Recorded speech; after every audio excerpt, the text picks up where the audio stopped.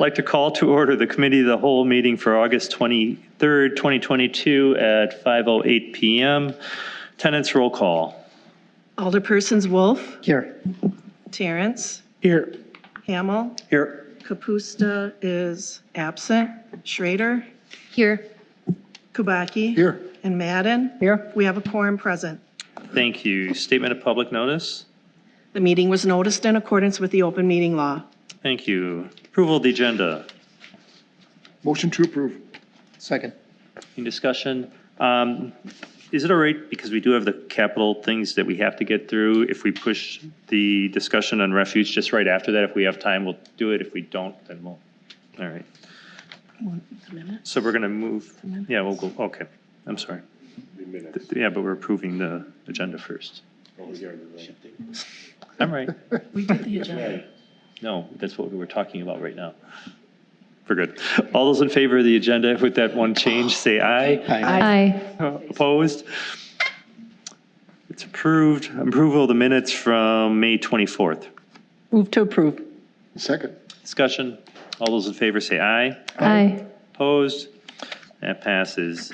New business, 2023 capital projects fund budgets. We're going to start with human resources. It's on page 5 of your capital budget. And Valley, are you going to start with this? Kind of. Yep. All right. Has everyone met Valley? Yes. Everyone, this is Valley. She's our HR consultant. That's in a couple days a week to get the department all squared up and get all our T's crossed and I's dotted. And what she's presenting tonight is all part of that. Is that turned on, I hope? Good evening. Yeah. All right. It is on? Yes. Okay. So, and Valley, this is the alderman. Good evening. Good evening. It is nice to meet you. Thank you for having me tonight.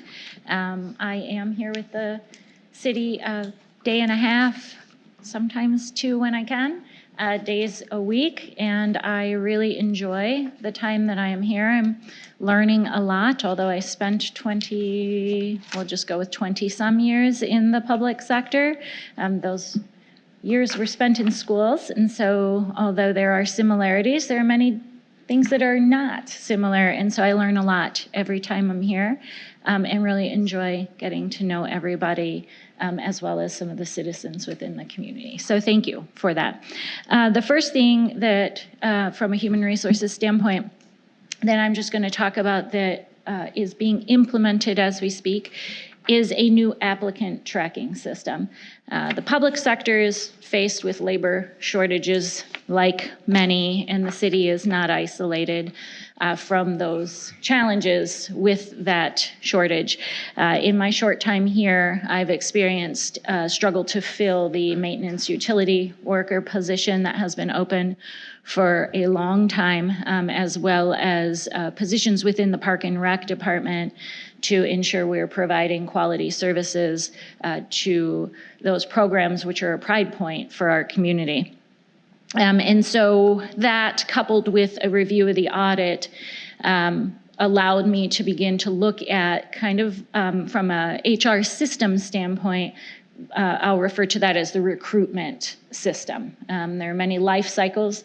In an employee life cycle system standpoint, you go from recruitment to selection, onboarding, development, training, recognition, offboarding. Those are the main systems. And so from that front end of the recruitment system, I took a review of the audit coupled with what is that current process, and what does that current system look like. The current system is very cumbersome, as well as non-compliant. And so those two pieces really drove the decision to begin to look at applicant tracking systems for the city. The other issue with the system is it's technology challenged in the sense that the system we are currently using is really not designed nor supported to be an applicant tracking system. So that in itself creates some difficulties in sourcing candidates for the open position. From a cost benefit standpoint, when looking at any system, that's really the approach to take. There were 3 or 4 systems to really look at, and after looking at the systems, NeoGov was chosen as the applicant tracking system. It is really a system that integrates public sector specific job board, which is governmentjobs.com, an applicant tracking system, and increases that efficiency around applicant sourcing for candidates in the system. Just a couple things that are significant key pieces that were deciding factors in looking at that system from a cost benefit standpoint. It is again, it's a niche system to the public sector. There are 14 million applications annually in that system. County, city, and governments from all 50 states use that system. It really is an automation of the process. So we're thinking about that time to fill. It really helps keep that process moving from an automation standpoint.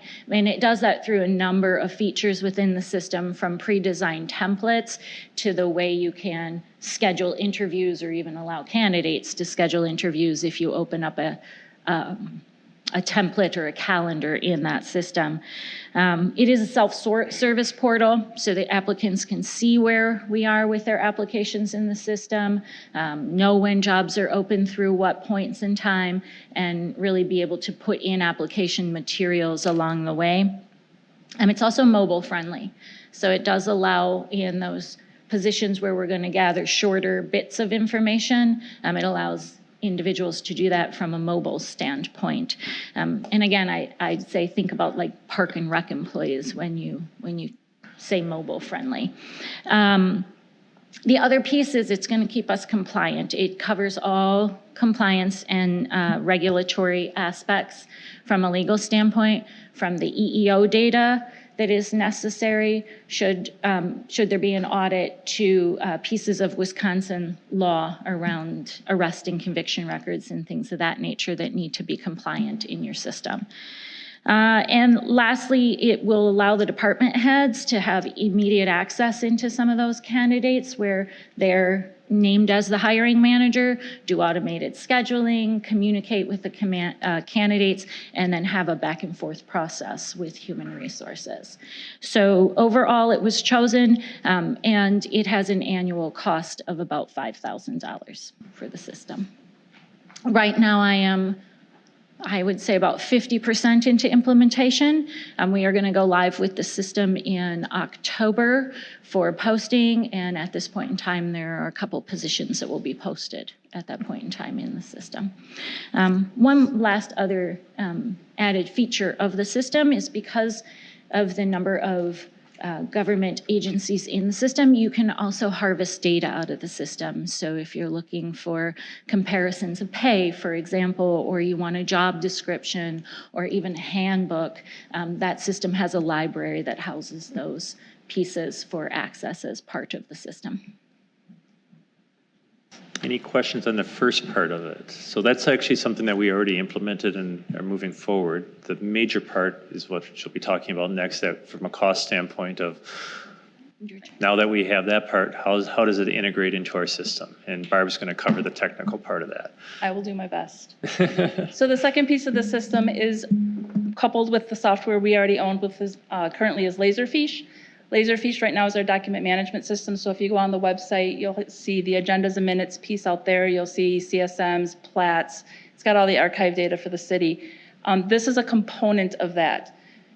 Laserfiche does a really good job being able to integrate with different software systems. One of the reasons this was chosen is Sharon went to a conference, and this will integrate with her Cassell. So this is step 2 in the process. So what we're asking for in capital is $40,000. It's a one-time fee. It's basically got all the forms built out for onboarding employees. And after that, it will build a system that will pass right through to Sharon's, or for the financial software package. So it's less hands, possibly messing up data, putting in the wrong numbers, not following through the process. This is going to help automate pretty much everything from when an applicant puts in their resume, to the onboarding process if they're selected through Laserfiche, to setting up payroll, and W-2s and everything else that the finance system has to do. What is Cassell? Cassell is Sharon's financial software. It's maybe it's called Clarity. It's had a couple different names over the years. It connects. Oh, I'm sorry. Cities. I'm sorry. It's not Sharon's. She doesn't own it. She's just the one we talked to about it. So the cost that we're looking at is for software. Correct. Yes. Why are there hours attached to it? It's a custom build, isn't it? I'm sorry, what? It's a custom build. It's not a custom build, but it's a custom implementation for us. So basically, they'll take their software package that they already have built, they're going to put our logo on it, they're going to make Put our sure that forms in there. it flows into the correct modules that it needs to flow into. Okay. So it's going to take it from NeoGov, it's going to do its process, and then it's going to ship it over to the city's financial software. So that's 37,000. 37,000 one-time shot. Okay, so we're looking for 40. What's In case, for chairs? she rounded up a little bit in case things go up. Gotcha. Okay, thank you. So what does one-time fee mean? It's a good analogy. I mean, is there upgrades and things future? I mean, IT never has So one-time this won't be- anything. The upgrades would be for the Laserfiche itself if they upgrade Laserfiche itself, but all the, I guess, Well, what I'm looking for is what's down the road is what I'm asking. you don't buy software Yeah. anymore, you subscribe to it essentially. I mean, how long is one time good for? 5 years? This would be like Microsoft Word if you paid somebody to License? type up a document for you. So we're paying someone to type the actual document. So all the upgrades to Microsoft Word, that document still works with it. Okay, gotcha. Yeah, this is this whole thing. But as we change documents, If we were to switch, yeah, so we would, I mean, we're investing into Laserfiche, but we're already kind of committed there already with Yes. sure, all the other things it does for us, so. gotcha, okay. I just want to see a surprise in like a year and a half. Yeah, neither do I. Neither do I. Most of the forms that, when we select the candidate in NeoGov, we're able to issue a job offer, right, into NeoGov, and we can link them to do then this paperwork, right? Think about being a new hire. Payroll paperwork is predominantly the paperwork that this is focused in on. And so it allows that automation in the forms. Obviously, if the federal government changes the withholding form, right, it is going to preempt the need to change a form. Or if we decide to add a form, there would be a cost. But this really covers the big build out of the key forms that are standard and utilized on a regular and frequent basis. So is there an annual license fee to this? That's going to be built in with our normal Laserfiche licenses. Okay. So there shouldn't be, It doesn't add our cost to no, it doesn't add to our Laserfiche. current cost. This is like a one-time. Do we have anybody in-house that is able to add one-off documents? I mean, assuming it's like OCR and all that stuff Yeah. that goes in. My staff's going to be going through training for forms, so we can create simple forms and change forms once this type of thing gets Got it. So the implemented. 2023 version of the form we need to update, your team will know how to make, okay. That's got the it. goal, yeah. Okay. Gotcha. Any further questions? All right. This might be a silly question, but how many people per year do we typically hire and need these services for, just out of curiosity, in all the departments? Well, everyone's, even seasonal will be going through this, won't they? Correct. So everyone, Including like police, right? everyone, Police. And it includes seasonal, candidates too, right? Even if you don't hire somebody, they're anyone still who going to be in there. applies. Library. So. No. How many We've applicants had are more than there? 20 to 30 applicants just for the police department in the last year. When you, Okay, that's what we're talking about is applicants. Yeah. So you figure if there's 20 to 30 positions, even in a tight market, say we're getting 4 or 5 for each. So that's close to 100 minimum, but could be a couple hundred. Tammy by herself hires how many seasonals? So that's, yeah. I know a lot of those are return people too. I've been involved with that. Mhm. With the daycare, summer daycare. All right, that's all I wanted to know. Any other questions? All right, thank you. I think I'm next. You are next. I'll just stay up here. All right. Do we do a consensus on these? Sure, I was going to do them at the end, but we can do them one by one, that's fine. What's the consensus on this one? We ultimately, just for Alderman Schrader's benefit, so we kind of do a consensus on one by one, and then at the end, we're adopting a capital budget. So you're not, even if we don't encourage this, but even if you change your mind, you still have until the actual final vote at the end. So, but we encourage people to get their discussions and questions out now. So we're prepared to not have to redo the documents. So consensus on this one? Anyone have any objections? Okay, thank you. Information technology. This is on page 6 through 9 in your packet. So page 6 starts off with wireless cameras. As you know, we've been doing this in the city for a couple of years now. We've been outfitting the parks with wireless security cameras that have been a great benefit. We continue to do this in 2023 and 2024. Next year, we're asking to do Old Town Hall, Bloom Park, and Box Horn boat launch. I also would like to add a couple external cameras at City Hall, one specifically out front by the drop box where people can put payments. The other two kind of covering the staff parking lot because of incidences that have been occurring late at night, During the day, for safety. So the request for this year is $55,000 to get those cameras completed. I have a question. Why the huge jump on Bloom, 8 to 23,000? That is a sizable range. That's 8 cameras for Got it. 23,000. Thank you. I was Sorry, like, it wasn't 8 to 23K? That's a big range. 8 cameras for 23, Town Hall would be 2, and Boxhorn Launch would be 2. Barb, why are the camera costs so dramatically different? I mean, they're running. It depends on the type of camera, how long they have to look out, where they're located, and how much. This is also including infrastructure costs. So like City Hall. Connectivity. Yeah. So City Hall's obviously got the infrastructure built in where, Old Town Hall has nothing. So I have to build. And Boxhorn's like 7,000 a unit. Boxhorn is 2 cameras for 14,000 for the cover the launches. Now, if that's not a need, that's fine, but that was the request. No, I'm just wondering why City Hall's 3,000, Boxhorn's 7,000 a camera. Could get the infrastructure there for the camera is a big chunk of it. So, yeah, City Hall has internet. We have internet right here. We're just running a cable out there at Boxhorn. So it's just not the camera, it's everything the infrastructure that goes along with it. But then Bloom is $2,800 a camera. Are those both microwave? Yes, they're all microwave. So height of the tower? It's got to be line of sight to the tower. So everything bounces back to the water tower on Mercury. So it's got to be tall enough for the camera antenna to see the tower. Gotcha. Okay, thank you. Yeah. There's different typography and everything else based on where they're at. And I mean, I guess the question is, what's the cost of not having them versus the cost of having them? There was a lady that reached out about the giant pole at the one park. Everybody got that email. Yes. Reached out to everyone. And I said, look, if there's somebody there, we want to be able to pursue if something happens. So I guess the question for us, if you don't do Boxhorn for whatever, what's the cost of not having them? And I think that's a budget discussion that we could certainly have. Has there been a lot of incidences at Boxhorn? I'm not so sure about Boxhorn. Scott could probably attest to that. I know there's been quite a vandalism at some of the other parks with the playground equipment and such, so you want to protect that investment. I understand the parks, but it seems like Boxhorn, it's a launch, right? It's just a boat launch, right? Pretty isolated.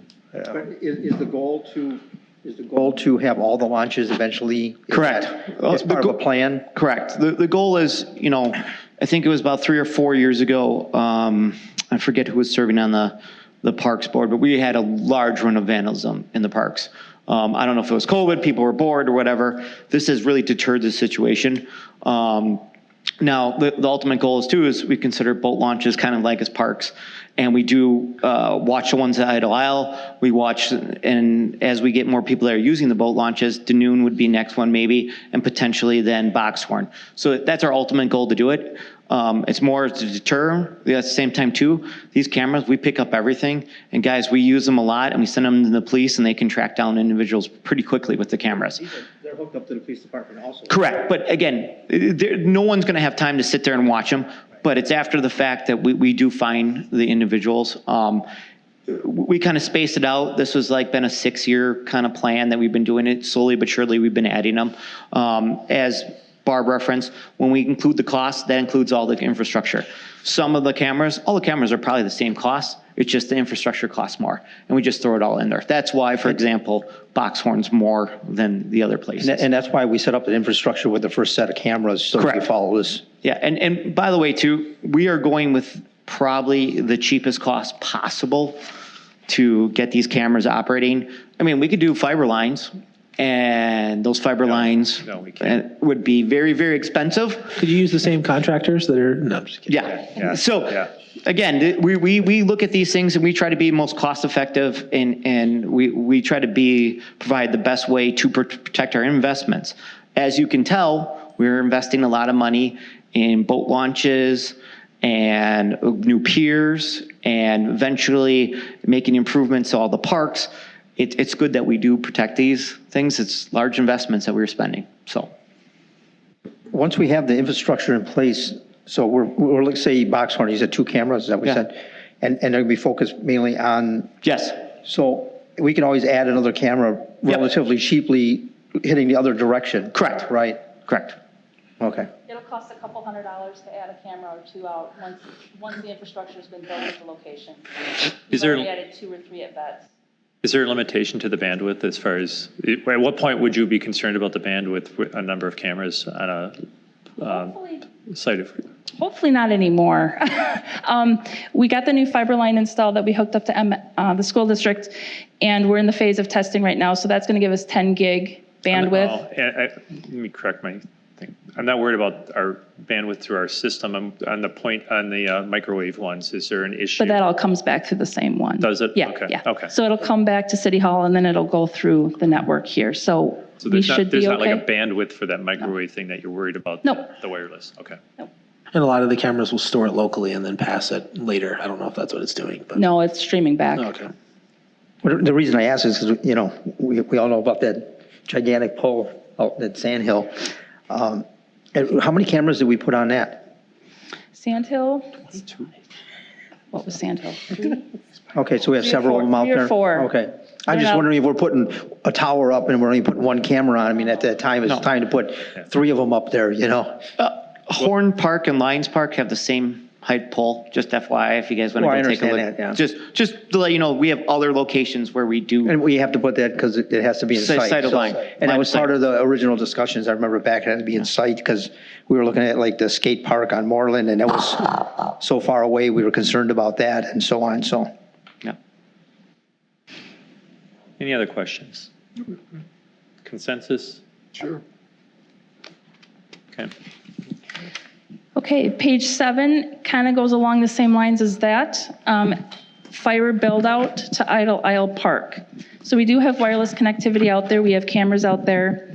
This year we put in the pay stations, as you guys are aware, out there.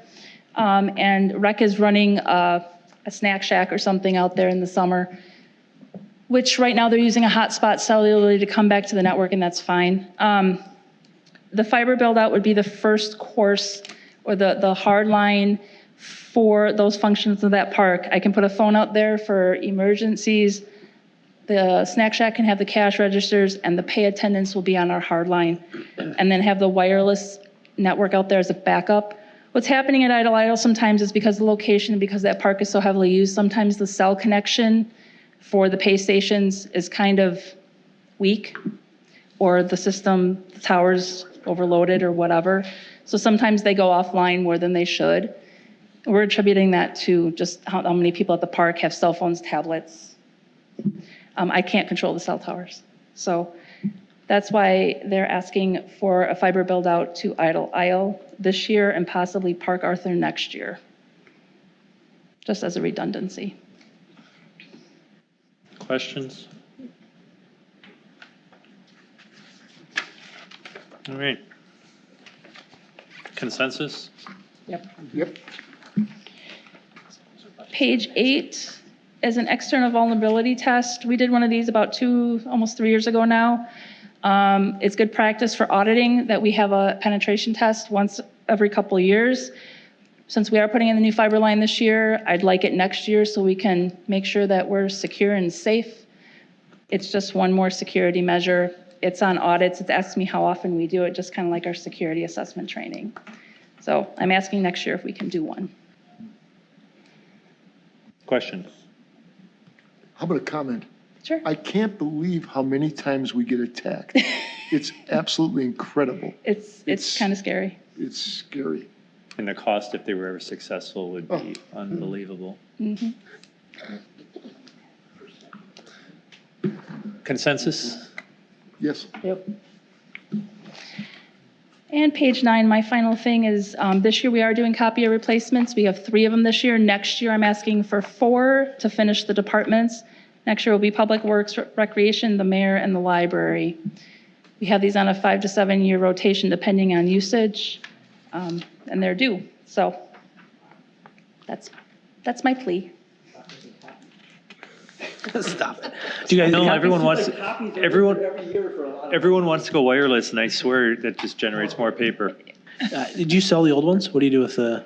Actually, I rotate them to the departments that don't have copiers, so I eliminate I'm trying to eliminate all printers, because printers are more cost effective, or they cost more to run than the copiers. Yeah. So I try and move them around, because we own them, so I hate to get rid of them. Barb, are these different copiers? Because in the past, you suggested about 22,000 for, That was for Copiers. 3, this is for 4. gotcha. They're Okay. about, Thank you. yeah. So when you rotate them in, you're taking away single desk printers and putting one For the central department. location, which makes sense, okay. Yep. Any other questions? Consensus? Yep.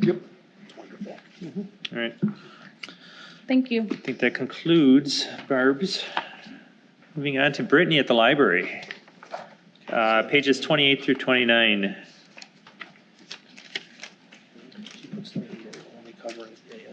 Right. Hi, everyone. Good to see you all today. So, yep, I have 2 requests for capital funding that I'm bringing before you for 2023. And just to give you a little background, the origin of both of these projects first came about in our 2019 strategic planning year. We sent out a survey to, we got 400 community members to respond. We did one-on-one interviews and focus groups. And one of the projects that came out of that strategic planning year was the need for additional study rooms. And if you've ever done a survey before, you know how hard it is, 1, to get people to respond to the survey, but 2, if you get write-in comments, that's amazing. And by far the most popular write-in comment that we got for our survey was the request for additional study rooms. The origin of the amount that you have before you, the $75,000, I spoke with an architect and a designer who came in to give me an estimate. This estimate would include the addition of 3 large study rooms in addition to the 4 that we already have existing.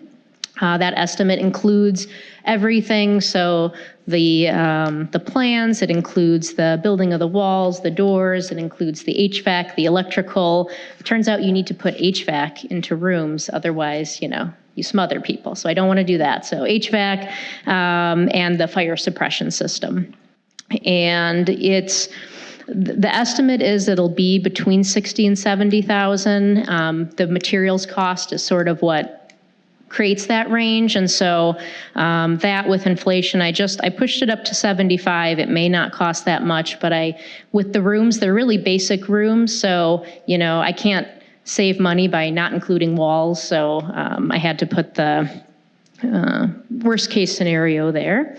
And I had provided a handout because really, I'm not just going off of that 2019 strategic plan because things change. And so I actually used 5 data areas to review in order to make this recommendation to you. And so I listed those there in the handout, not only the 2019 strategic plan. I did a staff survey because they are the ones turning patrons away when all the study rooms are full. And so I said to them, I don't just want this to be anecdotal. Are you actually turning people away? And they said yes. We did a study room usage count over 2 weeks where we just counted every hour and the half hour to see how many people were using the rooms, but then also how many times the rooms were completely full. And so, that helped support the request from the community in 2019. We do reservations for the study rooms. They can do it twice a month because we have so few. We want to limit that. And over the past 2 years, we've had 80 reservations, and that number is significant because what it does is people only reserve the room when they're afraid they're not going to be able to secure it, and that's 80 people who were very concerned that the rooms have been busy and they've been turned away often enough where they wanted to reserve the space. And then lastly, we put surveys in the study rooms for about 2 weeks, and we ended up getting 35 responses, and 30 out of the 35 said that they had been turned away or were not able to use the study rooms because they were all full, and then 32 out of the 35 did request that more be built. So that is my first request. How many study rooms do you have right now? Currently, we have 4, 2 small ones, which can fit about 2 people comfortably, 3 if you're okay knocking elbows, and then 2 larger ones that can fit 4, maybe 6 people. And how many are you going to add? We're going to hope to add 3 more, and that would be 3 larger study rooms. So you're going to renovate the rooms that are already there as well? No, actually, we did some touch-ups to those rooms, just added some paint and some other things. So those 4 rooms are good to go, and they're meeting the needs of the patrons. So we just need more individual rooms available. So where is the space coming from for these Yeah, rooms? great question. I've been staring at a very underutilized corner of the library for the last 3 years, glaring at it actually, because it's not providing the best use for our patrons. So thankfully, it's actually the corner right next to the existing 4 study rooms. So in terms of it making sense for the overall design of the library, they're going to actually be positioned right next to them. And really right now, that corner is just housing like our consumer reports catalogs and a jobs board and some pamphlets with instructions on how to access our electronic materials. And I can repurpose those units to other areas of the library in favor of something that would be more beneficial. So, Where specifically? Which corner are you talking about? You're like northeast, southwest. What? Oh gosh, okay. It would be the east wall, right to the left of the 4 existing study rooms. Okay.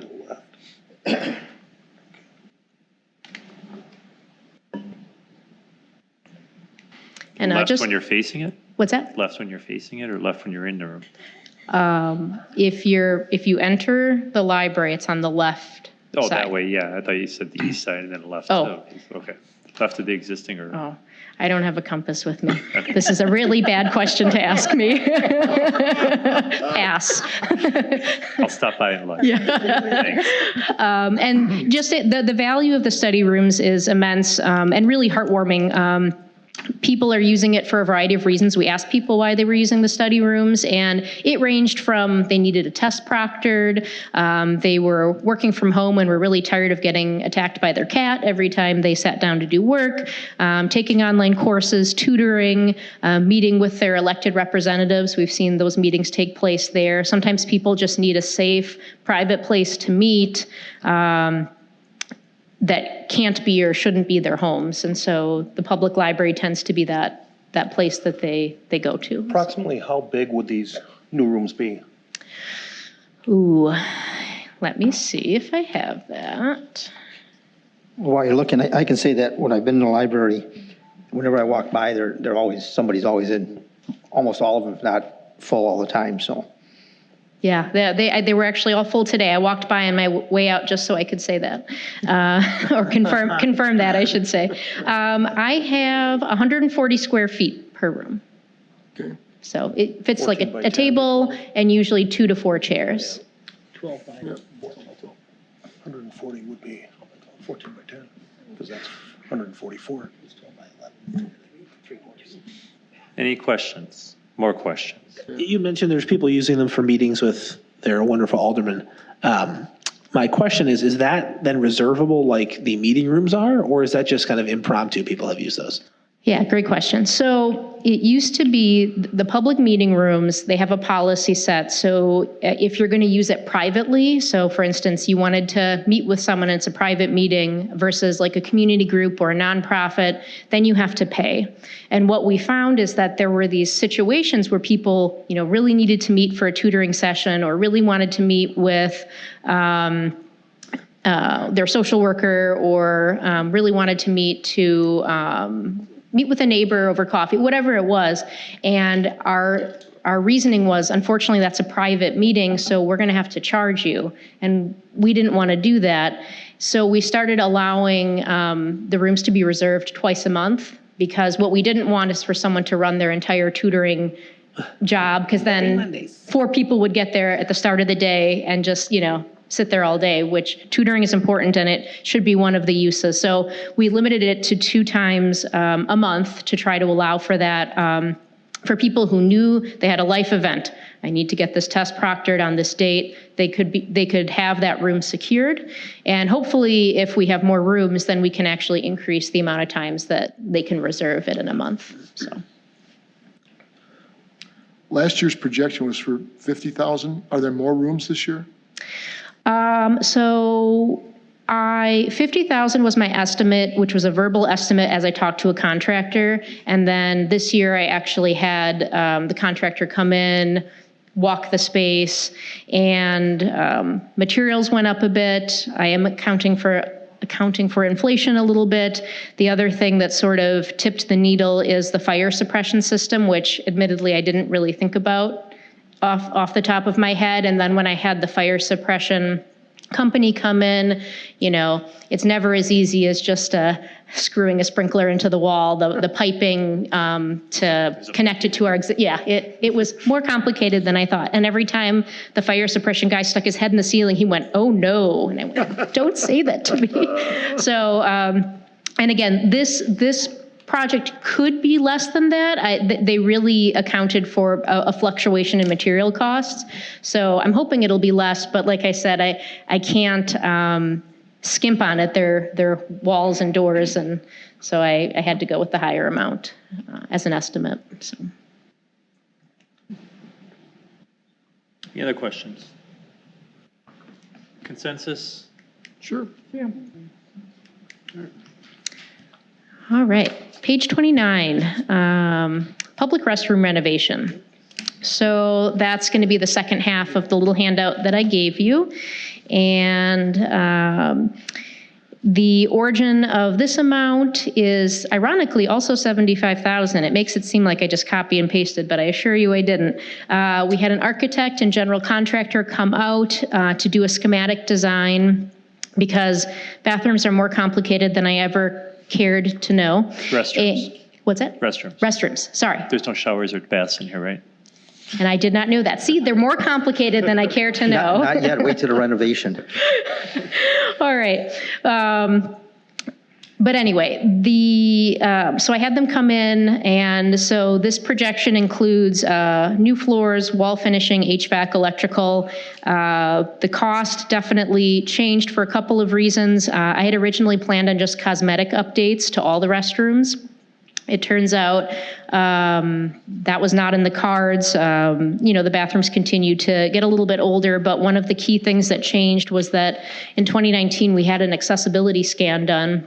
A company came out to sort of see, were we in line with ADA laws? And as it turned out, though we are grandfathered in under the safe harbor law, our bathrooms currently meet the 1991 ADA policies and not the current 2010 ones. So I talked with the library board, and the ultimate consensus was to focus on the family restroom, which is a really important restroom for us. We have hundreds and hundreds of children that are using that restroom and families. It's our larger one-room facility. It has a changing station. And so that is the best one to target and make it fully accessible, make all the updates to it. It has served us well. It's lasted 22 years. And, this renovation will help it last another 22 years plus. So. Question? Yeah, I would think that this would be a good source for COVID funds. I mean, you're talking about a disinfectant area. If you can upgrade. No, actually, first of all, I'm not even sure if it's, And it's I don't something think, that- I don't think it fits. And we're not borrowing for it, so it's not saving. So the goal of the council, when we talked about the COVID funds, when we first got them, was to use these on areas that are going to save future tax dollars or utility users money. And so I'm just talking out loud and walking through this in my head, and I don't see how that would fit in here. We're not borrowing for this. I would rather, I would suggest we use those funds for something that falls into either expanding our water utility or money, things that we would have to do long-term borrowing on that would fit within the requirements of the COVID. Well, I'm just looking at this as that this would affect all taxpayers, so that's one thing I wanted to point out, so. Yeah. We don't have to decide the funding on it right now, but. Yeah, that's fine. We can move on. I just thought I'd bring it up. Any other questions about the actual capital? I'm still trying to determine if this is more of a want than a need, because the restrooms are functional, correct? So that's, I guess I'm having a hard time is really. Unless you're in a wheelchair. Yeah, they're functional unless you're, have a disability, and then they don't meet the current standards. So if you did a cosmetic upgrade, would you have to move to the current standards? I mean, a cosmetic is just painting and things like that, or is it over and above that? So basically, if we do anything that's infrastructure, we have to renovate that space completely until it's up to ADA code. So we could probably paint, but beyond that, if we're talking plumbing, if we're talking electrical, if we're talking Right, yeah. building walls, things like that, then we have to wait until we can fund it fully. And so that was a conversation that we had at the library board, where it was like it would be expensive to do all the bathrooms. And so to just target the family restroom, it will at least give us a bathroom that does meet current ADA policies. And then anything cosmetic, we can try to spruce up some updates, like the wallpaper that's peeling in all the restrooms. We can probably shine that up. But for the need is to make it ADA accessible for our patrons. So specifically, what is it that is not ADA compliant? Are the A couple of things, but the big one in the family restroom is maneuvering clearance. And so that's part of the unfortunate cost. Even though it's just one restroom, they have to move the plumbing. And so that is what certainly has made that more expensive than a typical renovation. So. Was that more for like wheelchair accessibility or something? Yep. And Walker. I suppose there's certain turn radiuses that you've got to maintain throughout. Turn I think it's a radiuses. good use of landfill funds, quite honestly. Any other questions or comments?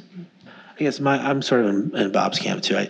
I know we get to the end and we've like checked off all these things and we're like, I look at it as, want isn't a good idea, but to me, I think it's one that if we didn't have the funds for it, could potentially wait for future. Doesn't mandate that it's there. My question is, with the work that we're doing for the rooms, adding these study rooms, does that then trigger the need to fix the bathroom ADA issue? No, my understanding is not. It's a different section unit of the okay. library, so. Okay. And this is actually coming out of landfill funds, Yeah. which is, a percentage has to go back to the community for community use, so not unless, like you said, unless we find something else Yeah. and dire that's straits, I guess the money's there for it.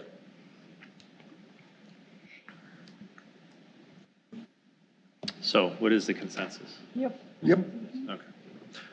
All right, thank you. Thank you. Chief Westfall, Here he comes. How many? last but certainly not least. Uh-oh. 7 minutes. 6 minutes. Let's get her done. Make it quick. 8 months. Pages 15 through 21. 12 motorcycles. What? Oh, it's backwards.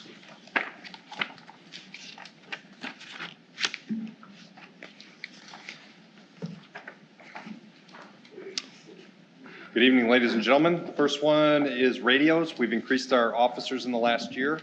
We're looking to increase for additional vehicle and 3 additional people so that we can have those radios. And obviously radios are expensive and we have to go through Motorola. We have to make sure that they're updated and they're compliant and can communicate with lots of different people. Questions? A total of 3 additional handhelds and 1 for vehicles. Oh, okay.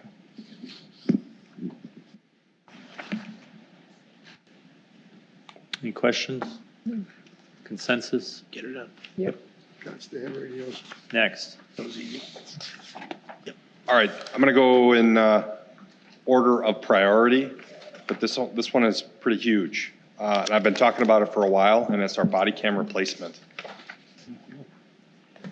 Body cams are no longer a want. They are a need. If you pay attention to WISN today, you're going to see why that's worst case scenario. It's the headline right now for the city of Kenosha and what they were able to use body cameras for. Okay. The other thing for here specifically, since I've been police chief, we used body cams to basically every one of the complaints that we've had to the city of Muskego since I've been police chief has been determined unfounded through the use of body cameras and squad camera footage. Now, the major problem with that is when we were one of the first agencies to roll that out, but we used a smaller vendor, and the vendor is now defunct. And with everything is more expensive.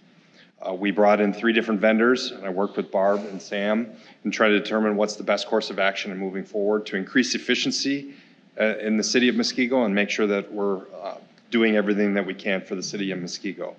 So ultimately, we're making a recommendation for Axon. It's a 10-year contract. And now before you relax on the 10 years, I'm actually looking for a long-term solution, and part of this is fundamentally changing the way the police department operates. Okay, part of our mission is to provide the highest quality service to the citizens of Muskego, and I believe Axon is the way to do it. And it's basically I'm taking Arbitrator software, which is the software from our squad cams. I'm taking VView, which is our current squad cams, and I'm putting it in a one vendor solution to make sure that it's all in one specific location. The other big thing about this is I'm transitioning to a cloud-based storage with all our digital evidence. What that does to us is it's going to take 10 terabytes of data off of our network, and it can convert it, so we're going to move all of our evidence to a secure cloud-based evidence storage system. What does that do for you as a citizen? You all know the video isn't going anywhere. So Mr. Terrence, if I show up at your doorstep and you have a Ring doorbell video and you want to share with me, my officers will have an app on their phone. They will shoot you a link. You can securely download all of your video, and it automatically uploads to the cloud-based storage. So that way we don't have to, and we've had it happen, Jake or Sam have to go out to the bar, have to go out to the location to upload all those different proprietary softwares to get them to where we need to be. And that's providing a better service to our community, so it's quicker, faster. I shared with you on purpose the mess that we have to go through with digital storage. Our police department, I think we must be the #1 seller on Amazon with USBs and discs still. And to me, that reminds me of VHS tapes, if you remember what those are. But in reality, I want to try to go digital. I want to go wireless. I want to try to jump to the next step in terms of technology for the cities of Muskego. Yes, this is expensive, but it's a long-term solution. It puts it on a 10-year solution, so it's like we're going to get it. And what it also does is on Alderman Wolf, we've been back. Okay, 2 years. What is a one-time payment that you asked before? 2.5 years, we're going to get refreshes on those cameras so that they automatically replace them, get me the upgrades. We're basically buying into the program. And then we also get squad replacements. If you can recall, past police chiefs, including myself, we've been asking you for ELPR units, automated license plate readers, different squad cams, body cams. This is all included, and including the updates through it, and it locks in a price now at 10 years. West Dallas, is currently, they purchased 5 years initially. They're in their renegotiation cycle, and you can guess what the price has done since then. Initially, they came in $25,000 per year more, and we negotiated with them to bring it down $25,000 based upon my use of other invoices from other communities and the ability to come here and, try to make sure that we get this taken care of. So this is a Yeah, go ahead. $750,000 expense that we're amortizing over 10 years. Yes. Okay, thank you.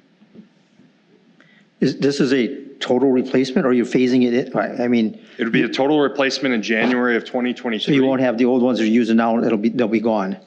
Correct. We can't replace them anymore. We're actually, we're like hot seating them because the company went out of business. And so we have to pass off different cameras to different people. And, that's not an option that's going to continue to go for some time. We've made it work to this point. How long have we had body cams now? Approximately 3 years. Yeah, that's what I thought, it wasn't that long. So I want to stop trying to come here every 2 years and asking for these big ticket items. You're doing 10 years out. Oh. What happens if this company goes out of business in 3 years? Do we have anything written in? Axon is the leader in the industry. I know it is. So the odds of that, obviously they could be purchased by somebody, but Axon was Taser, and now Taser has turned into Axon, so they're the number one proprietary software of this. I will tell you, you can pay attention at Waukesha County, Brookfield, New Berlin, all use their, Menominee Falls, all use their software You said system. Wauwatosa, you said? Wauwatosa. Was the previous one, we owned the hardware and everything was internal, so we stored our own? Okay, so there was no, They went out of business and were purchased by Axon. oh. Yeah. Well, but buy to back the answer your crap. question, it was a hardware solution before. This is more of a software solution with some hardware components. Resell it to us. Is the security side, is that something that we're comfortable with? I mean, obviously we're doing our own penetration testing. This is like sort of that vendor side of making sure, I'm assuming you were engaged in this process. Very engaged. Yeah. Yeah, this is all going up to evidence.com, which is secured by the federal standards, so Okay. it's all locked down. The links that the chief was talking about, they expire. We can give them our own time frame. So if he only wants that link good for an hour, great. He wants it good for 48 hours, good. It audits everything, who uploaded, who accessed. We've got everything covered, so. In addition to uploading the information, Mayor Petfalski, if you want information via an open records request, we no longer have to create a disk or a thumb drive, call you 5 days later. We send you a secure link and you download the files. Barb, I had a question for Chief earlier that was beyond his technical expertise at the time, but I've got an IT pocket protector somewhere. Sorry about that. That's all right, take it, go. so Sorry. two questions, and one might come into when the contract comes through. The data is ours, correct? I'm sorry, say The that again? data will be ours? Oh, the data? Yeah, yep. That's So- written into the contract, and I made very sure that if they do go belly up for some reason, that we can pull down our data. It's the same thing we do with the iWorks data. I have a pull from them every year, so I got a backup copy just in Okay, case. so the data is ours. Yep. The format that the video is in is not Proprietary? It's not their format. What they do is, and this was one nice thing, because as Chief alluded to, we've got 30 businesses in the city and they're all running different software, and most of them are proprietary. So when we do these video downloads, we have to send that player with the DA's office. Some people are not that tech savvy, and lawyers get them and they don't know that they have to put the player on before they put the video on, or they have to install the player. What Axon does is it gathers all that information, it puts it in one readable format that's on Windows so they can play it. It's encrypted, so it's just one easy format for everybody. But that format they're putting it in is one that we own us owning the data and not being able to use it. It's like an MP4, Windows, it's a yeah, it's a standard. wave, yeah, it's a standard Okay, file. all right. What percentage of the city's data is that? 10 terabytes, as Chief said, we currently have about 120 terabytes So worth of 10%. data. Okay. Just was wondering if it bought you time on the whole like data creep thing. by 10%. moving Yeah, it 10%. a little bit. Not So much. I can definitely repurpose that data. It's not like it's going to sit there unused. We can do Yeah. more backups, and we have video cameras and things coming on. One last thing I'd like to add. I know that you kind of hinted at it, it's hard to quantify how much time and savings this is going to save my clerks in terms of open records requests, all the other things of who has hands on this evidence in the long run. You can see the boxes that I have in my evidence room that we're required to take a look at. That doesn't count all of IT department. I feel like that I have my own IT section at the police department. And then there's some ancillary, there's a tiny savings currently of like in the operational funds, approximately $5,000 a year of fees that I'm not going to be paying towards Arbitrator, Panasonic, VView, our current software vendors. This is also just moving it into one time into the capital over 10 years. So if I see this correctly, well, you got what, 5 years out on here, but, so you're buying it for 10 years at 75,000 a year roughly, and that's going to be the whole system, and they come back and replace everything. So it's kind of like a lease to own type thing, and then after 10 years, you have to release to own again. After 10 years, I'm hoping, a lot of us won't be having this conversation. Well, you have to do it again, though. But But, some of us still might be living here and have to pay it might be taxes. living so- here, no, but that is a reality there'll be a renegotiation step at that point. But I am looking for a long-term solution and fundamentally changing the way we do business at the police department to take a step forward. I just wanted to see how that worked, that everything will be covered for 10 years. Of course, they get you at the end of like, oh, you get your new stuff, and then they'll be in that renegotiation window. And West Dallas is currently going through it, and they're going through their process, and that's how it goes again. 10 years from now, we'll have personal drones that'll just kind of fly. Video everything. You laugh. Any other questions? Consensus? Yeah. Do you want me to keep going? You have Yeah. time constraints? No, Mr. Mayor? Go. All right, next is tactical vest. This is one that we routinely come back to. These are the tactical vests that you see our Suburban Critical Incident Team, which is the SWAT vest, the heavy vest with the plate carriers, rifle rated.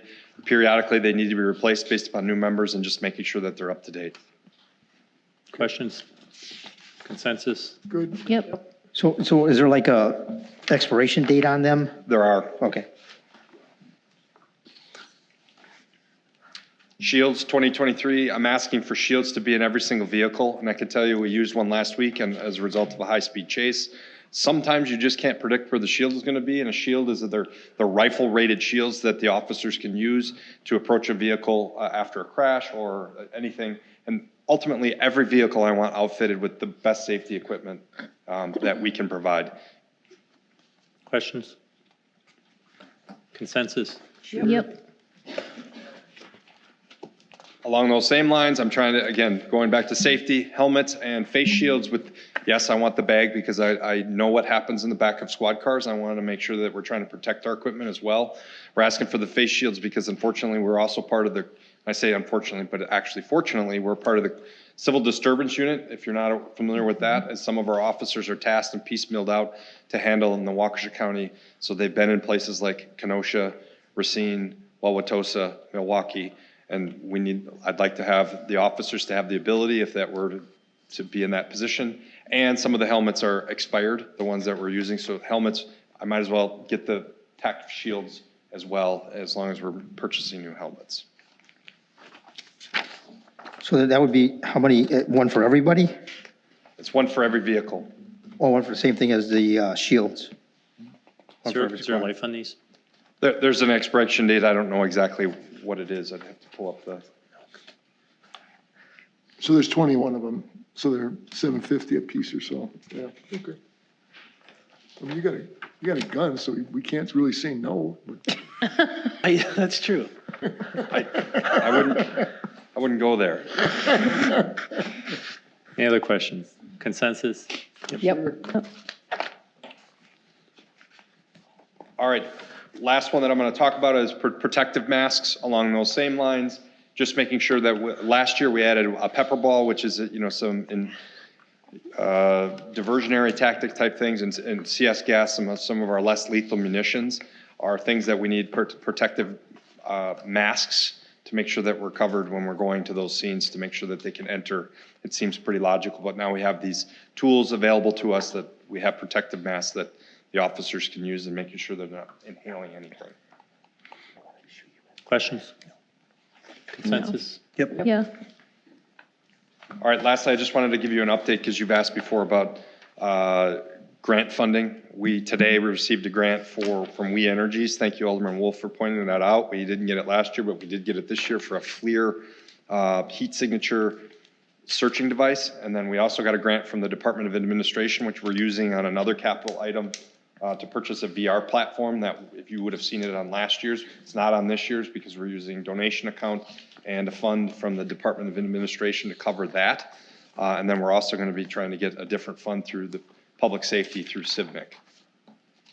Any other questions? All right, thank you. All right, Alderman Wolf, you asked for, Oh, we're already there, huh? we are there. I was just pulling this back up. Discuss refuge and recycling container placements. You have the floor.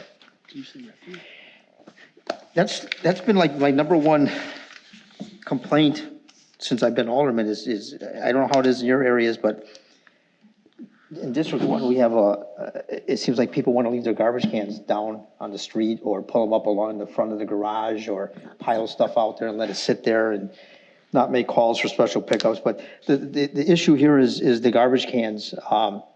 I don't know, Scott, do we have a sunset and daylight, involved with when we can put the garbage cans out? I mean, people are going to put them out a week before and pick them up a week later, so they're out in the street for 2 weeks, So what people have asked me, why don't we have a time limit, like put it out the day before? I mean, just common sense, why do we have to do it as a government, but people are taking advantage of it. Put it out the day before, pick it up the day after, so you got 24 hours before, 24 hours after. And then also the placement of them, instead of leaving them down by the street or pulling them up in front of the garage, put them on the side of the house so they can't be visible from the front. Because what happens is people will leave them out in front, and then they start building up around them, and they have them open, there's stuff hanging out of them, and, people are concerned about rodents. And I mean, there's all kinds of things that go along with it besides the visual. And now with the house pricing going up, if somebody wants to sell, they're always like, well, I got this neighbor next to me, how can I sell my house at the value I want?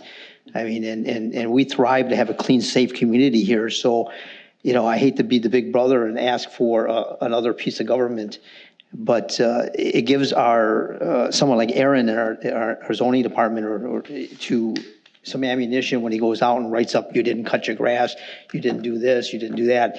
Because when you have the garbage can sitting there and there's garbage bags in it, you're just waiting for the garbage to be picked up. So we need something written in place just so he can add that to the, 15 people a year that I get letters out to. And it's just my community, so. So the part you're talking about, if Aaron's going there for other complaints already and he sees garbage cans stored in front of the house or down at the curb, that's already a violation. It would be added to, you got junk under your car, you got a beaten up car. So that's already going to happen because you're not allowed to store those things in front of your house. Our existing ordinances don't allow that. So you can't leave your garbage can out in front of your house? No, I'm pretty sure that. It'd be storage, yeah. Because I There's no- asked that already, there's- and yeah. they It would fall in the wouldn't- same category as like if somebody left their bikes. I'll trade your calls for my recent calls on some of these. Anything that's left in the front yard that's storage either belongs in their garage or in their shed, and it would fall in that same category. Yeah, So the one I'm concerned about, and I get it, it bugs me too when you see somebody's left their garbage can out there for like the week. Logistically, from an enforcement standpoint, they get a letter. they're going to get a letter. And by the time they get the letter, they're probably, that week's over and they probably did pull it back up. And our whole goal on almost anything zoning based is compliance. So they don't get one letter, they don't get two, they get three. Right. There's a couple of instances where I've told Adam or Aaron to, no, I want a citation going out. I'm tired of this, like on the second one or something like that. Everyone gets one for sure though. And the letter gives 10 days, so Yeah. they can take it back and put their back I on. get your point, but I don't know how we enforce this. Well, I'm just. I mean, we can add code and have something we can point to, but from That's what I'm looking for, because, if you're leaving the stuff up in front, people aren't, I just don't like having code that. do you want to complain? People don't want to call and complain about one thing. So when I personally go knock on the doors and talk to the people and so on. And I just say, hey, you can't do this, you can't do that. And if it's not in enforceable code, then I'm not telling them the truth, so I try to stick with what I know. Sometimes you just go talk to people and tell them it doesn't look good. You don't, I mean, if you're going to go talk to people, I've gone up to people that have had the, swearing flags in front of their houses. It's First Amendment. You can do that. No, I don't, I only go when But I've gone up I and manage by talked to 'em. complaint, Yeah, so when I I'll get a go up and complaint, talk- then I well, go. these are based on complaints, but there's nothing you No. can do. So sometimes even if we don't have it in a code, doesn't mean you can't go talk to them and say, hey, want to be a good neighbor? You can do that. You already can do that. It's just more of trying to reach their Yeah, humanity. no, I just don't know, I just bring it up because when I was told that there's nothing that garbage cans, you can do anything with garbage cans, they can be left in front of a house. You could do what some of my subdivisions do. They actually put something in their homeowners association agreement, and they'll send a letter to the person that leaves it out there, and they'll fine them. He doesn't have an active. The associations are Yeah, they're all pretty defunct. I mean, like mine is, we pay so much per year and they cut the common areas grass. So that's what our association is. I think most of them are pretty much, and when you're in a city, the city oversees any of the home associations agreements. So if there's something that the city has, it oversees it. Supersedes it. But Supersedes it. I don't know, you guys. I guess I've never had a complaint about. I've never had. I've made one, and it was about a business that drags it down. It was you. Yeah. Well, sorry, I won't say anything, but this business brought their dumpster down to the road on like Monday, and it doesn't get picked. It gets picked up between Monday and Friday, Well, and sitting out on the main road. Some of the concern I have is that they're leaving them in the front of the house. Now, you're telling me they can't do that, but. The code says you can't have storage. And when I asked about that, they told me you can leave it there. If it would have to be I don't know fenced what's in. what. That's why I'm having this conversation. Who's they? Yeah. The city, like when you call. Who though? Like, Who to talk to? So I mean, again, the problem is. So our planning told you that? Yeah, it was probably- I can verify that, and it may be gray area on how it's Yeah, worded. well, it's not that often I bring it up, but they're out there and people are complaining to me about time, it's like, it's been going on for a long time. And especially when you get to the places that, if you want to say the hoarder houses and Well, so the on. border houses that we throw everything in those letters. Right, but a lot of things don't happen, but anyway. I don't know. I'm just bringing up what I have as concerns from citizens, so. I mean, it would fall into that general category, but it's hard to send somebody a letter and the only thing on their property is they have 2 closed trash cans in front of their garage. Feels a little bit nitpicky if it's the only thing. Yeah, but then the issue if there, you go down the street and one does it, then another one does it, then, so you can have, like, you'll go down in That's just a style. in District 1, you'll see, sometimes you'll see them 3, 4, 5 houses in a row like Trend. that sitting out there, How many big? And the neighbors don't like it, so that's why I'm bringing it up, I mean, So, what's everyone think? I don't think we need to make a regulation about this. A lot of time, and I live in Lake Forest, and we have people go on a vacation. Our pickup is Thursday, they leave Wednesday. A lot of people put it out the day before anyway, because they come at 7 a.m. And they're gone for the weekend, and it stays out till Sunday. It doesn't really Yeah. bother anyone. Sometimes a nice neighbor will come and yeah, pull it and up to your usually garage those for aren't you. the complaints. You won't, you know the people that are the complaints, and it's the chronic people, and if it's 1 or 2 little things, nothing really ever gets done about it, so that's why I'm bringing this up. It's not for the occasional person. I mean, we all gonna end up doing that eventually, leaving them, if you go somewhere and you put them out. But I'm just looking for something to be added to the list. If you say it's already on there, then it's on there, then, Well, let me verify that, but my interpretation, you can't do storage in your front yard. That would be considered storage, I would think. Maybe it's not, but. yeah, I just can thought look if we at the- just put I wording can in have there Jeff that look at the the specific garbage code cans and must tell be me. placed on the side or back of house or, not concealed or something. I don't know if we can just put verbiage in there is all I'm looking for. Let me take a look at the code. Yeah, just, you guys can talk it over and see All if right. there's any type of verbiage. I mean, I've asked this a couple of times at a city about something on it and it goes nowhere. So I thought we'll bring it up in a meeting and Okay. see if we can get some verbiage in there so that I have a little more ammunition when I talk to people. All right, well, we'll take a look at the code and see what it says about storing garbage cans in the front, and at least from the permanent storage standpoint. Yeah, I'm not, I mean, everybody them down on the curb, just does be something tough. once in a while, it's a lot of people are leaving them out there all summer and winter. It's a common occurrence when you drive by, the cans are in front, not down by the street all the time, but they're in front of the house. And people are concerned about, the neighborhood, and rightly so. All right, we'll report back. Anything else? Communications miscellaneous businesses authorized by law, anything? If not, a motion to adjourn would be in order. So moved. Second.